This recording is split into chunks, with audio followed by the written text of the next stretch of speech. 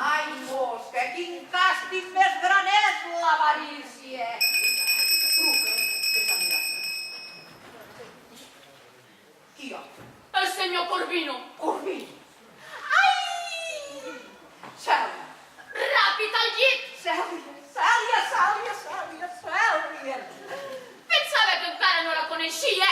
No la conec, però m'has parlat tant d'ella que tinc la sensació d'haver-li tocat el cul. Senyor! Ràpid al llit i silenci. Au, una altra vegada mort.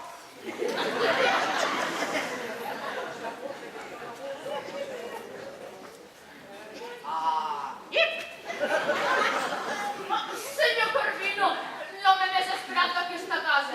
Quina sorpresa quan ho sàpiga el senyor. Per què? Què passa? Ha arribat l'hora. I ja mort? Encara no. Però tant és. Ja no reconeix a ningú. Quina pena. Comprèn el seu dolor. Oh, no.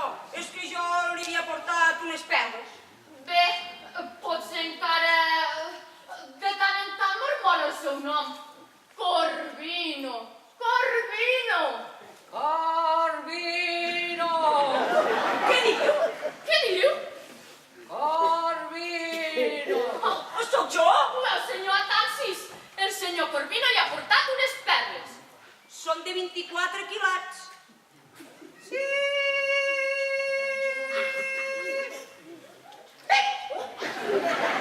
Jo no ho entenc, però sembla que les perles li fan bé. Oh, li he portat un diamant també.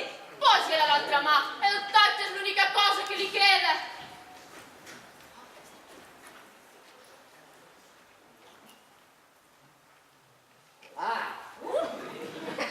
Pobre senyor Volpone, quin espectacle més trist.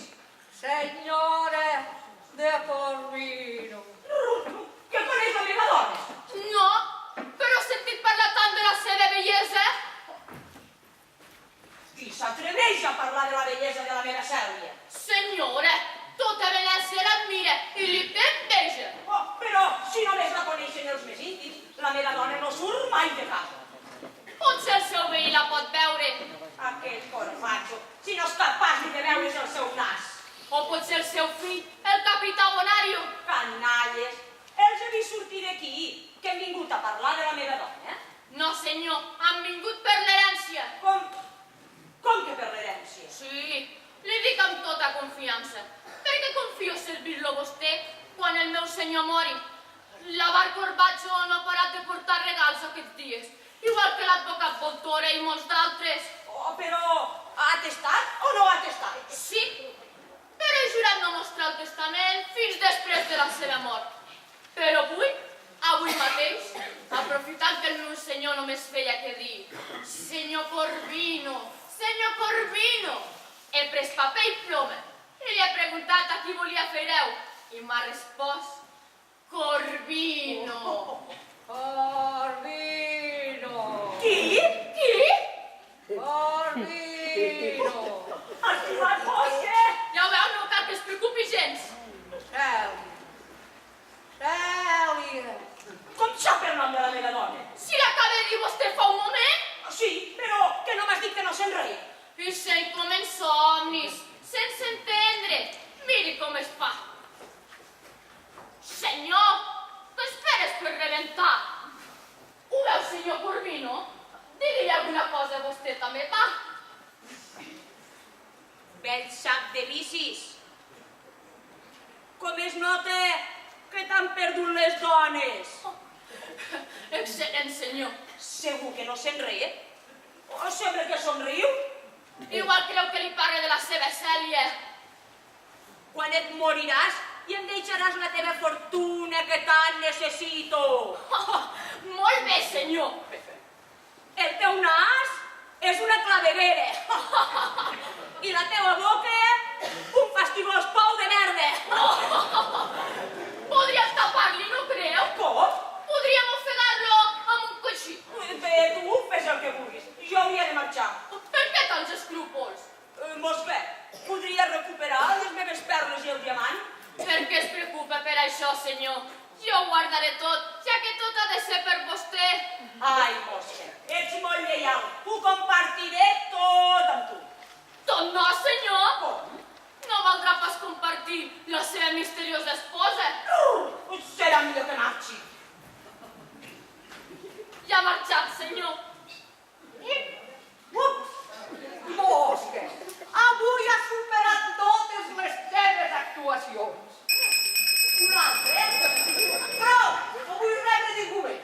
Ara vull descansar una mica. Vull que em portis una mica de vi i vull sentir música.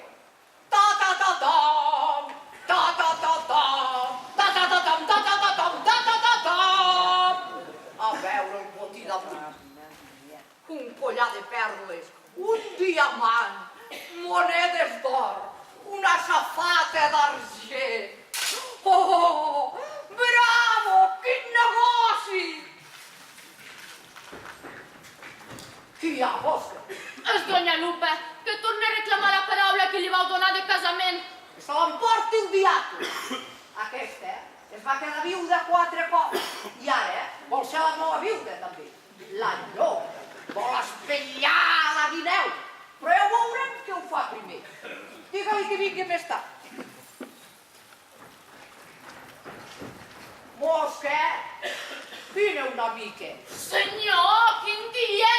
Ai, parla'm una mica més de Cèlia. És una meravella, senyor. Té uns llavis sols que conviden a ser besats eternament. L'haig de conèixer de seguida. Impossible, senyor. Està tan guardada com el seu or. El seu amo no li permet ni treure el cap per la finestra. Doncs l'ha de veure com sigui. Podien posar en perill tot el que... Mosca! Senyor, però si algú el reconeix fora de casa, adeu negoci. I per què han de reconèixer-se? Mosca, ha arribat l'hora de ressuscitar l'eminent doctor Escoto de Màntua.